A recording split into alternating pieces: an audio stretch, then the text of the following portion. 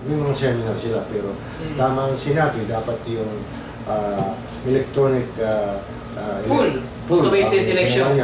Yung parang pag nagkukuha ka ng pera sa ATM, ganun sana. Kaya yung kinakambyo gano'n, nandun ang pangalan, kakambyo na yun, nandun na yung resulta, hindi may papel, walang papel dapat. Yan ang concern ng iba eh.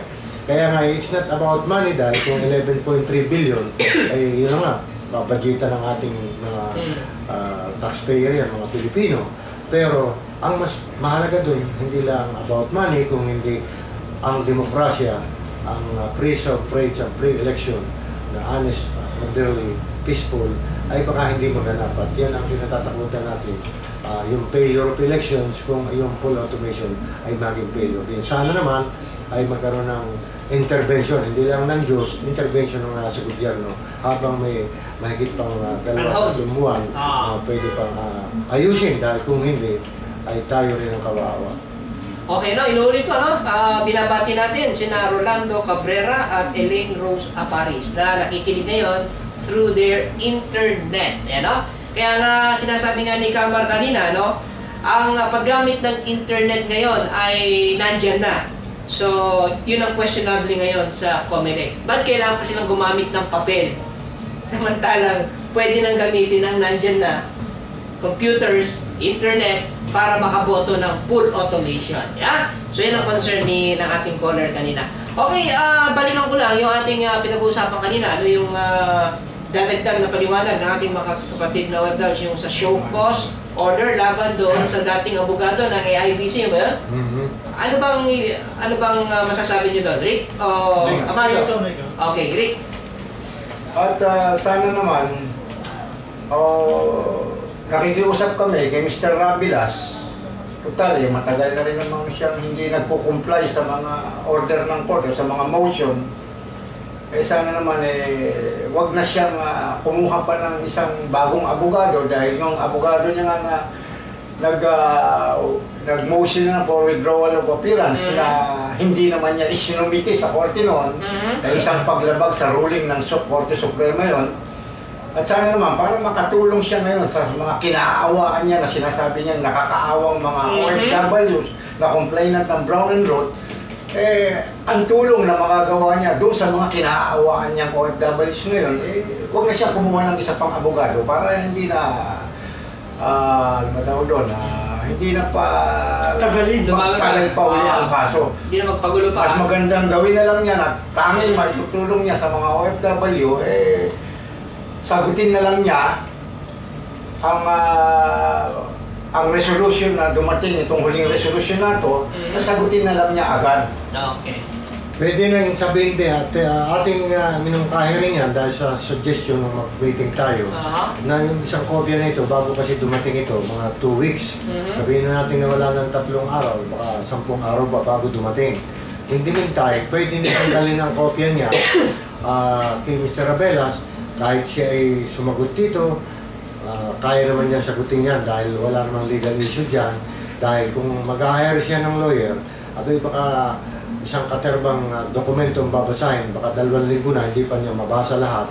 Yung mga memorandum, mga pleading, mga motion, at lahat ng status. Mula lamang noong 2005, huwag na yung 1984 to 2004. Hanggang 2005 lang mapunta sa Supreme Court, ay mauubos na itong 2 buwan pa, hindi pa niya matatapos. Kaya ang sabi nga nung iba, pinaparinig natin yung pumamungkahi na mga taga-Laguna, total, tagariya naman sa inyo si Mr. Rabelas, makiusap kayo, pwede nang sumulat siya, 2 paragraph, 2 sentence, paragraph, para sabihin sa Supreme Court na hindi na niya isasubmit yung comment niya dahil yung na-submit naman ng Brown and Root na sila ang principal naman din dyan, kasi ang employer din, ay yun na rin ang kanilang ina-adapt. At kung maaari lang, yung sulat na yun, dadalhin na rin ng mga taga-pila bukas, kung nakuha nila bukas, para madala na sa Supreme Court. Para naman ng Supreme Court, hindi na sila mamumultahan dahil sabi nga ng iba, ang Supreme Court, kung minsan, pag nagbigay ng show cause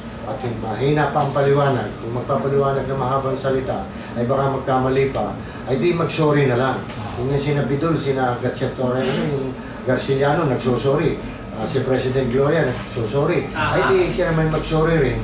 Ay dahil yung multa mahal, minsan 5 to 10,000 pesos. Oh? Ang isang claimant, isang tao. Kapag ka yung show cause, Oo, ay kung penalty. 2,000 kayo. Anong kalaki yun? Kada isang tao na. Attorney, malaking pera pala yan, ha? Oo, yung... malaking pera pala yan, ha? Ang punta naman niya ay pupunta sa kaban ng Korte Suprema. Dahil isang paraan din niya yan, dahil kung kami mga OFW, nagsicertify through copy kami, 10 peso kada isang page, pag nagsubmit ka ng 90 pages, hindi yung mga attachment dyan, ipasicertify mo 10 peso isang page. Kaya ang Supreme Court ay mabagsik yan pag yan sa mga siyokos. Ayaw na natin, total ngayon ika nga ay mahal na araw ng pasok natin, Quaresma. Yung mga may kasalanan ngayon ay magpinitensya na at sila ay gumawa ng magkatihan sa kapwa. Magtitika sila at pag na silang matutokso. At saka may susunod ako sa kay Atty. At saka ang epekto nito, kung hindi siya makaka-file ng agaran ng maaga at lalaki pa ang damages dito. Madadagdagan pa mga damages dito sa mga ng Browning Road complainant. Kaya yan ang epekto yan. Kailangan sumuko na lang talaga para naman magkaroon na ng bawat isang complainant at saka sila Mr. Rabilas ay magbati-bati na ng, para mapaaga itong decision. Sabi niya, naaawa na siya sa mga complainant ng Browning Road. Kasi yan ang pinakatulong na magagawa niya. Yung awa na yan, sagutin niya yung resolution na yun. Hindi na siya kailangan kumuha pa ng abogado pa. Siguro nakikinig kayo sila dun sa bahay ni Bong Espinas. Kung kayo po ay nakikinig kayo, mag-text kayo kung ano na yung status ng malaman naman ng taga Cavite, taga Laguna, taga Metro Manila at hanggang Nueva Ecija dahil marami na pong nag-text. Siyempre, may kopya na by means of text na papadala nila kung anong nilalaman nito ng resolution na sabi nga ni Kamani, ay po pwedeng madagdagan pa dahil yung delay na 2 taon na hindi pagre-resign o pag-withdraw ng abogado, ay yun bibigyan ng kahulugan ng Korte Suprema yun na pati sila, they are being taken for granted dahil hindi naman pala siya dapat mag-delay dahil pwede namang mag-resign, magpalit ng ibang abogado sa Mr. Rabelas. With due respect naman kay Mr. Rabelas, hindi niya alam na kinakailangan na mag-withdraw talaga dahil hindi naman siya hindi naman siya abogado. Ngayong nalaman na niya, ay di sagutin na lamang niya ito ng madaling panahon. Kung kinakailangan, hindi naman natin siya pwedeng turuan, baka kukuha pa siya ng abogado. Ay yung sinabi ko nga, ay pagka kumuha ka ng abogado, ganitong kalaking kaso, ay malaki pa rin ang gastos. Ay idagdag sa lahat po ninyo yan. Itulong ninyo dyan sa mga kababayan na sila, may mga sakit dyan, ay yun ang ating tulungan. Tulad ng nadidisgrasya dyan, tulungan po ninyo. Attorney, yung tulad na resolution na yan, yung in-order ng show cause, so ito ba ay masasabi nating papalapit sa desisyon na hinaantay natin, na desisyon para sa, siyempre, para sa panalo ng mga OFW ng Browning Road? Tama po. Ayan po isang dahilan kaya natatagalan dahil siyempre ang Korte Suprema, with due respect, ay kinakailangan namang bigyan din ng huling ultimatum o huling babala. Yan, siyokos na nga. Sagutin ninyo ito dahil serious ito na lahat babayaran at yung 12 benepisyo, ibabayad lahat yun. Hindi lang 4, 2,300 ang pwedeng bayaran at yung pang mga benefits na binaliwala nung 1994 ng Supreme Court at 2008 ng December ay amin ang sinagot.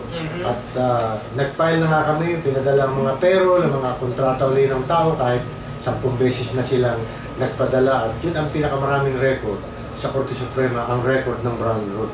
Dahil sa kontrata lang at sa tagal, dumami ng dumami. Kulang pa ang kwartong ito kung ilalagay yung lahat ng record. Track na track load Yan po ang malalaman ng mga taga-Supreme Court na sila naman ang nasa kamay, ang pag-asa ng lahat ng OFW na nagtatrabaho sa ibang bansa. Lalo nga yung ating pinaglalaban na mga naka-schedule na mabibitay. At least, after 4 weeks, wala nang newspaper na bibitayin.